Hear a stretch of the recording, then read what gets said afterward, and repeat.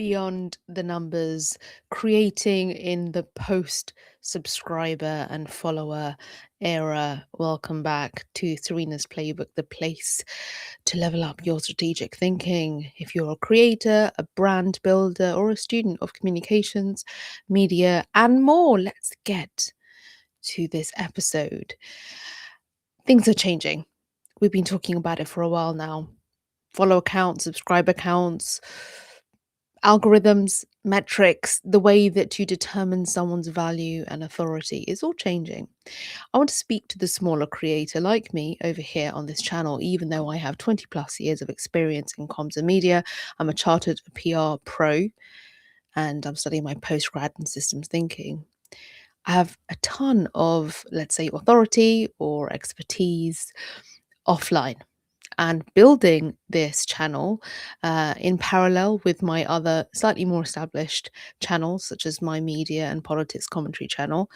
And it's been interesting because I am having to constantly think about the subscriber count, getting to monetization. I know what that feels like. It was different and perhaps in some ways easier for me to do it with a topical news channel. But I do believe that the benefits of creating evergreen educational content may pay off in other ways. Having said that, how evergreen is our sort of viewpoint about the sort of social media creator economy algorithm trends when things are always changing so much and change is happening. And so 2026 will be an interesting year for us, especially for smaller creators. We are still thinking about reaching certain benchmarks, and then we are seeing things change all the time. And I don't know about you, but I still check a YouTuber's subscriber count. It's sort of a psychological thing, so there needs to be a bit of behavior change. So we all do it. You check a creator's profile, 50,000 subscribers, and you think, okay, must be legit. And your brain has made that judgment in half a second. But this is what could be going on behind the scenes, especially with sort of social media and YouTube, and why us smaller creators may be having a moment soon. So let's talk about the platform shift. If follower counts are sliding down the priority list, I'm talking about followers in the broad sense, it includes subscribers. There will therefore be new metrics: engagement rate, your watch time, completion rate, any shares per view. Um, the psychology, though, hasn't caught up yet, as we know. We're still judging by big numbers. We are judging others and they're judging us. The psychology bit is that there is valuable content that you're putting out there, but you're only getting, like, I don't know, 30, 40, 50 views. But someone with 50,000 posts with much sort of more superficial service level content gets thousands of views, and you're thinking, oh, I need more followers, otherwise this wouldn't be happening. But I believe that's going to change. And correct me if I'm wrong, let me know in the comments. If you haven't already subscribed, please do. But I believe that's going to change. There's, unfortunately, though, with any big change, there's a bit of an uncomfortable middle. And I know that from my systems thinking background. I'm doing a postgrad in it. And with systems changing, human behavior can be a little bit slower.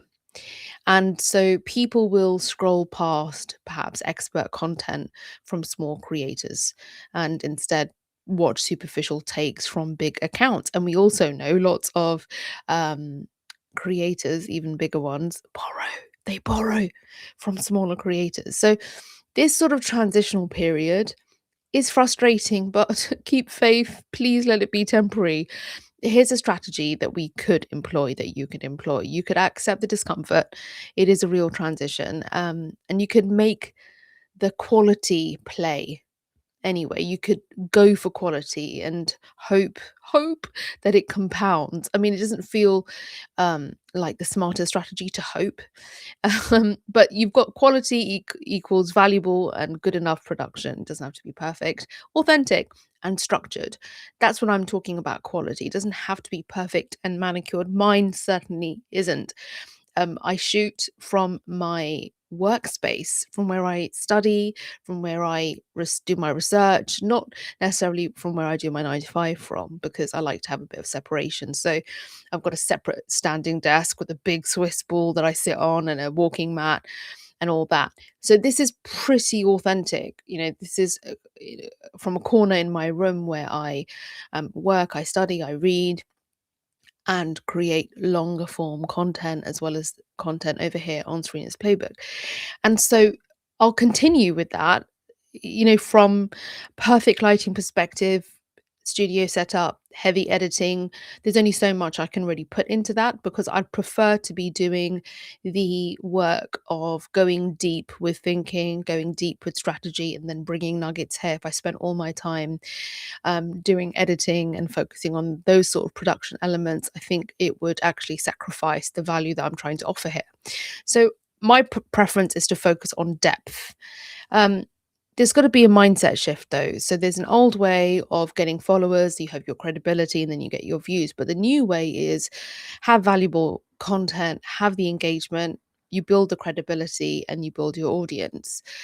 We know algorithms are curating feeds for us, and these feeds aren't necessarily creators that we actually actively follow and subscribe to. So the idea is we don't want to wait for permission from a follower or a subscriber count. We want to build the authority that attracts an audience, rather than the reverse. So the reality check for all of us is follower counts will matter for social proof for now. Subscribers help, it's that sort of metric, but becoming less centrable, is that a word? No, it's not. Becoming less central to distribution. Smaller creators will get millions of views, perhaps with small followings. Let's see.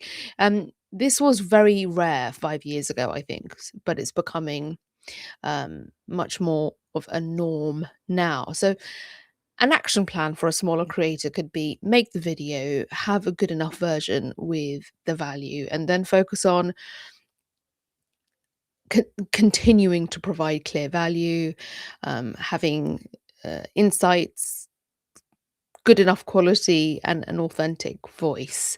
Um, you can watch your analytics, you can watch your watch time, your view percentage, your shares, any saves if you're looking at it from a social media perspective, and keep an eye on it.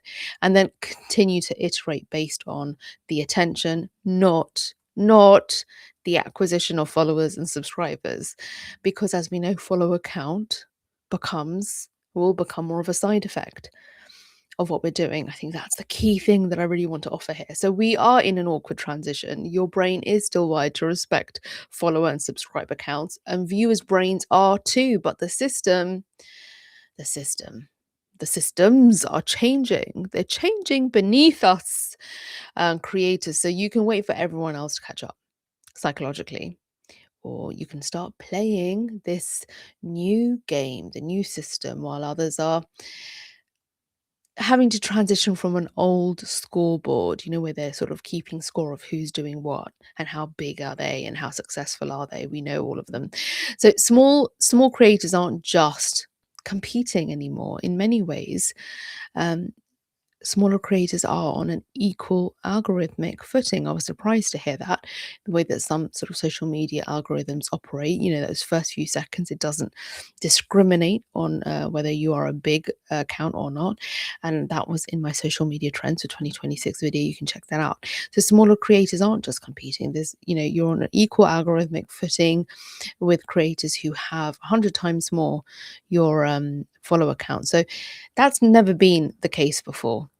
So let's just make the thing, just make it, and focus on your value. Focus on your value, and just know that the vanity metrics, the social proof, will be like the thing that happens. It's the kind of symptom, it's the byproduct, and the psychology has to catch up.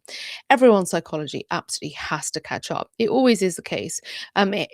It's happened every time. Like, look how much we're all using LLMs. Now it's just become a normal thing. Oh, do you use Claude? No, I use ChatGPT. Before that it was, oh, so which smartphone do you have? I'm from the days of a Filofax and then a BlackBerry. You get my drift. It's been wonderful to have your time and attention. The most important things for us right now to hold on to. So the fact that you've given me it for at least 10 minutes, I do appreciate it. Please do consider subscribing. I'm still going to say it, it counts for now. So please do and like and comment. And you can join me on the Discord for Serena's Playbook. Just search Serena's Playbook. Other than that, have a wonderful winter and then going into spring. It's been a really good few months. I've been going deep and been in a bit of a hermit zone, and I don't mind it. I actually quite enjoy it, and I've got a lot more coming and a lot more to offer. Um, Something right around the corner. So watch out for it. Let's just say it's a 21-day challenge. It's something coming. So check that out. And other than that, just hope you're having a wonderful, safe, warm time. And I'll see you in the next video.